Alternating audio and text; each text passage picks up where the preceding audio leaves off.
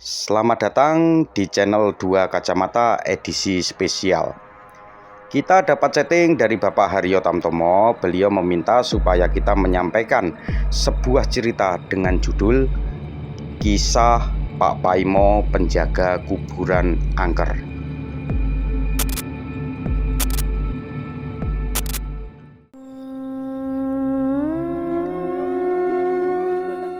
Ya udah, langsung aja kita mulai ceritanya. Desa kecil itu terletak di pinggiran hutan yang lebat dan sunyi. Desa yang bernama Sumber Arum itu sebenarnya desa yang aman. Tapi ada satu tempat yang membuat warga desa merasa tidak nyaman, yaitu sebuah kuburan yang terletak di ujung desa. Kuburan itu sudah ada sejak lama, dan banyak warga desa yang percaya bahwa kuburan itu angker. Pak Paimo adalah seorang penjaga kuburan yang sudah lama tinggal di desa itu. Dia adalah seorang yang pemberani dan percaya akan cerita-cerita tentang kuburan angker itu. Pak Paimo telah menjaga kuburan itu selama bertahun-tahun, dan dia telah melihat banyak hal yang aneh dan mengerikan. Suatu malam, Pak Paimo sedang berjaga di kuburan. Dia duduk di atas sebuah batu dan memandang ke arah makam-makam yang terletak di depannya.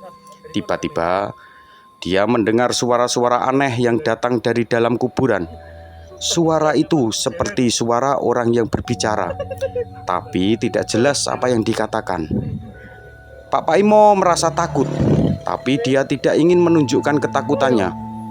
Dia berdiri dan berjalan menuju ke arah suara itu. Saat dia mendekat, suara itu semakin keras dan semakin jelas. Pak Paimo bisa mendengar bahwa suara itu adalah suara seorang wanita yang sedang menangis. Pak Paimo merasa kasihan dan ingin membantu wanita itu. Dia mencari-cari sumber suara itu dan akhirnya menemukan sebuah makam yang terletak di sudut kuburan. Makam itu terlihat seperti baru saja digali, dan Pak Paimo bisa merasakan bahwa ada sesuatu yang tidak beres. Tiba-tiba wanita itu muncul di depannya. Wanita itu memiliki rambut yang panjang dan hitam, dan matanya yang tajam dan misterius. Pak Paimo merasa takut. Tetapi wanita itu tidak terlihat seperti roh yang jahat. Wanita itu terlihat seperti sedang sedih dan kehilangan. "Aku kehilangan anakku," kata wanita itu. "Aku tidak bisa menemukan anakku. Di mana aku harus mencarinya?" Pak Paimo merasa kasihan dan ingin membantu wanita itu.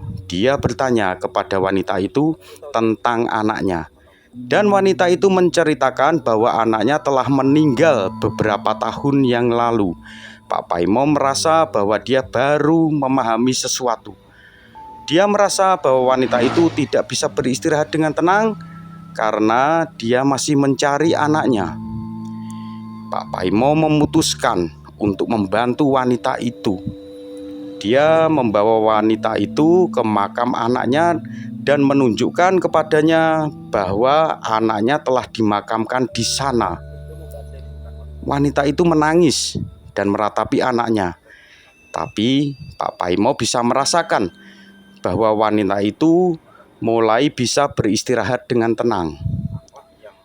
Sejak itu, Pak Paimo sering melihat wanita itu di kuburan. Wanita itu tidak lagi menangis dan meratapi anaknya, tapi dia terlihat seperti sedang berdoa dan memikirkan anaknya.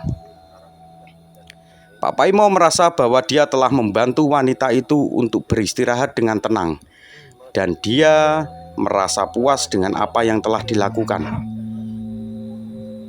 Kisah tentang Pak Paimo dan ruh wanita itu menjadi sebuah cerita budaya di desa itu.